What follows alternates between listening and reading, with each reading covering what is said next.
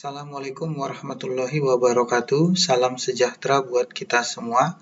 Kembali bertemu dengan saya Jamal Nasution dalam materi wawasan kebangsaan dengan topik Pancasila. Jika diibaratkan Pancasila ini sebagai sebuah piramida, maka sistematika Pancasila itu sudah tersusun, di mana fundamen moral yakni sila pertama, dan sila kedua, 3, 4, dan 5 dikatakan fundamen politik. Kemudian sistematis Pancasila ini dia sudah runtun, tidak dapat berubah posisinya. Kemudian kesatuannya adalah kesatuan yang totalitas, yang organis, utuh, manunggal, dan senyawa, di mana bisa dikatakan sila pertama mendasari sila kedua, sila ketiga, keempat, dan kelima. Dan sila kedua didasari oleh sila pertama dan mendasari sila ketiga, 4, dan 5, dan begitu seterusnya. Seperti contoh soal berikut, Pancasila memiliki fundamen moral yang menjadi landasan fundamen politik. Pernyataan yang benar di bawah ini adalah, jadi tadi penjelasan sebelumnya dikatakan bahwa fundamen politik dan fundamen moral. Moral merujuk kepada sila pertama, sementara politik merujuk kepada sila yang kedua, 3, 4, dan 5. Jika diperhatikan pilihan jawabannya, maka jawaban yang tepat adalah yang A. Kemudian kita melihat fungsi pokok dari Pancasila itu. Fungsi pokok dari Pancasila itu ada 3. Yang pertama sebagai ideologi bangsa, yang kedua sebagai pandangan hidup bangsa, dan yang ketiga sebagai dasar negara. Biar lebih gampang ini bisa diingat dengan kata yang simple mengingatnya, yakni dengan ide pasar. Ideologi, pandangan hidup, SAR, dasar negara. Misal seperti contoh soal berikut, yang menjadi 3 fungsi pokok dari ideologi Pancasila adalah, tadi ada ide pasar, ideologi, pandangan, dan dasar negara. Maka jawaban yang tepat adalah yang A. Kemudian kita melihat tentang peran Pancasila itu sendiri. Selain tadi berfungsi dia sebagai ideologi, artinya mengandung cita-cita dan tujuan, berfungsi sebagai pandangan hidup, yakni menjadi pedoman, panutan, atau pegangan hidup, atau dalam bahasa Inggrisnya way of life bangsa Indonesia. Dan sebagai dasar negara, artinya ini menjadi dasar ketatanegaraan dan dasar pemerintahan.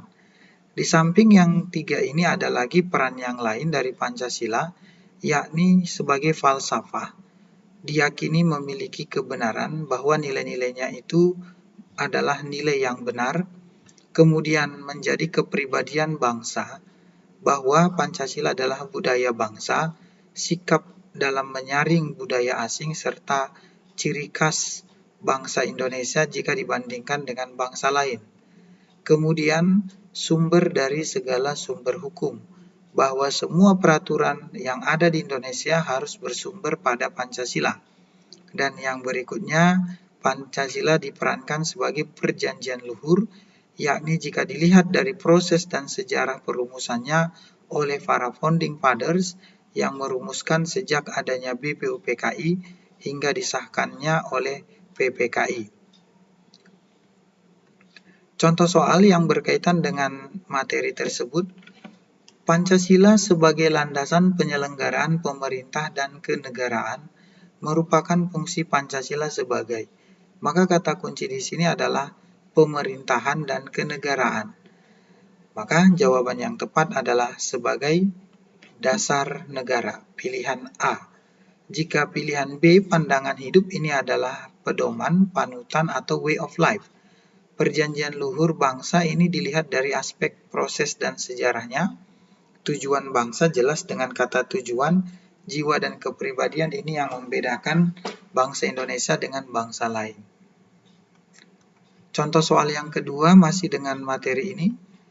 Bangsa Indonesia telah memiliki Pancasila sebagai pandangan hidupnya. Hal ini berarti bahwa bangsa Indonesia, maka soal ini menanyakan tentang pandangan hidup.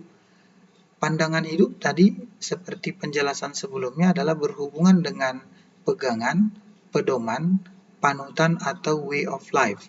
Jika dilihat dari pilihan jawaban yang ada, maka kita lihat A, bebas menentukan sikapnya terhadap bangsa lain, mempunyai pegangan dan pedoman, ini sepertinya bisa dijadikan jawaban. Yang C, tidak perlu tahu ideologi, ini sepertinya salah, telah menunjukkan kepada dunia akan keberhasilan. Dan yang E, tidak perlu menjalin kerjasama. Maka jawaban yang benar adalah yang B.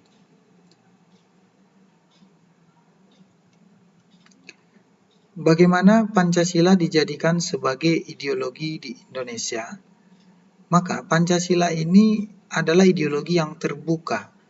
Pancasila sebagai ideologi tidak bersifat kaku dan tertutup, atau tidak bersifat rigid, namun bersifat terbuka pada perkembangan zaman.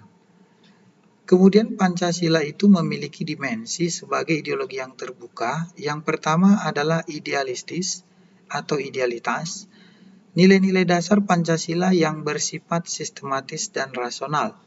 Inilah dia tadi, seperti sila pertama, kedua, ketiga, keempat, dan kelima. Itu adalah nilai-nilai dasar Pancasila. Kemudian bersifat normatif, bahwa nilai-nilai yang terkandung dalam Pancasila perlu dijabarkan dalam suatu sistem norma, yakni pembukaan Undang-Undang Dasar 1945 pada pasal-pasal dan undang-undang serta peraturan lainnya. Semisal contoh sederhana bahwa sila pertama ketuhanan yang Maha Esa ini dijabarkan pada pasal 29 UUD 1945 yang menjabarkan tentang agama dan bagaimana toleransi beragama di Indonesia. Yang ketiga, realistis. Suatu ideologi harus mampu mencerminkan realitas atau kehidupan nyata, real, dalam masyarakat. Kemudian Pancasila sebagai ideologi, bahwa Pancasila itu memiliki dimensi real atau realita, nilai-nilainya real dalam masyarakat, idealitas, memberi harapan atau cita-cita tentang masa depan yang lebih baik, serta bersifat fleksibilitas, bahwa ideologi itu mengandung atau memiliki keluasan, tidak kaku dan tidak rigid. Ya, ini contoh soal untuk materi yang barusan saya jelaskan. Pancasila dapat disebut sebagai sebuah ideologi terbuka. Kata kuncinya terbuka karena telah memenuhi 3 dimensi, yaitu dimensi realita, kemudian adanya idealitas dan fleksibilitas, bahwa Pancasila itu tidak boleh kaku. Jadi jawaban yang benar adalah yang E, dimensi realitas, idealitas, dan fleksibilitas. Contoh berikutnya, makna Pancasila sebagai ideologi terbuka adalah bahwa Pancasila sebagai ideologi yang, tentu ini artinya ideologi terbuka, dapat berkembang atau juga dapat menerima perubahan atau perkembangan zaman. Maka jawaban yang sesuai dengan soal ini adalah yang D, dapat berinteraksi dengan perkembangan zaman. Ya, itulah materi yang tentang Pancasila yang barusan saya jelaskan. Terima kasih atas perhatiannya. Jangan lupa subscribe, like, dan beri komen dan juga share video ini.